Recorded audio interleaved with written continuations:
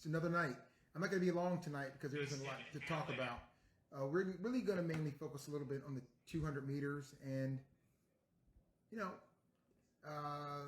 talk a little bit about the relay as well. The women have already run a relay, and now the relay will be big. But the 200 meters last night was really a big race, and I thought it was so interesting the way things worked out because the sprints this time has been amazing. It's been incredible. The performances have been amazing. But I think the biggest thing is that ultimately you don't have a competition where the people that run the best race and run the best win the race. Sometimes it happens. But I think this is where it happened, because if you look at the way the 200 was set up, the lanes were kind of set in order to have people perform their best. Now, I've always talked about if you want to be successful, you win the heat, you win the meet. So you have to run well in the heats to set yourself up. So let's just kind of break down really quickly the 200, and then, I'll take some questions if anyone has some. Well, first of all, with the way the lanes were set up, Noah Lyles was in a really difficult situation, because when you're inside in lane 3, it is very, very difficult for you to be able to have success and for you to be able to really navigate all that turn. So let's go there. So when you run the 200 meters, the objective is to accelerate all the way through the turn into the straightaway. And so if you go back and think about and watch that race, that's what Andre de Grasse did the best. And the race was relatively close, until you just got off the turn and de Grasse ran well. So let's go back and think about it. So the gun starts off, and immediately the Americans hit it hard. I thought Bednarek ran a very good turn. He was on the outside, ran very relaxed. But de Grasse, it may seem like he was playing off of him, but actually he was just running his race. And it's always good to be able to see someone there, but it's not necessary.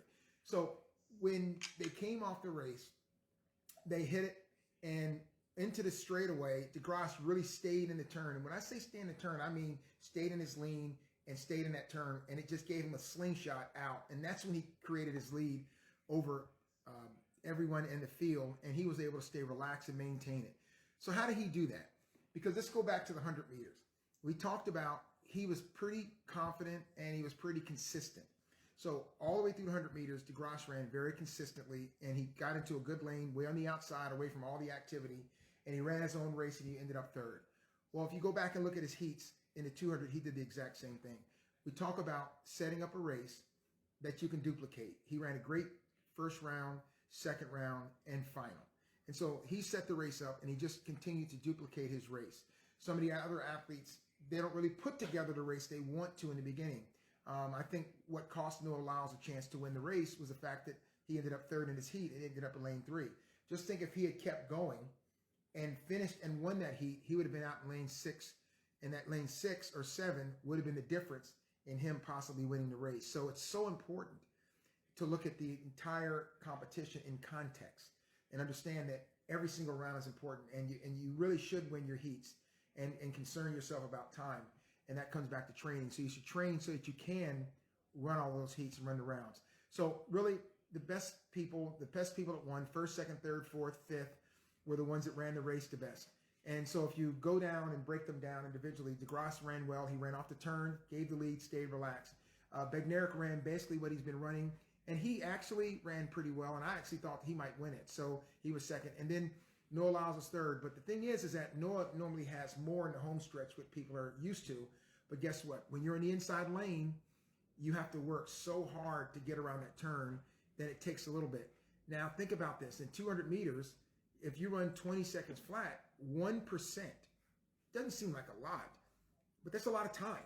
I mean, that's a couple of tenths of a second.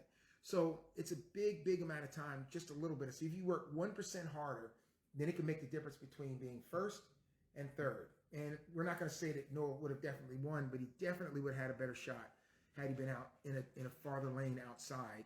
And that came because he didn't qualify in the heat in the place he needed to qualify in the semifinal. So that's that.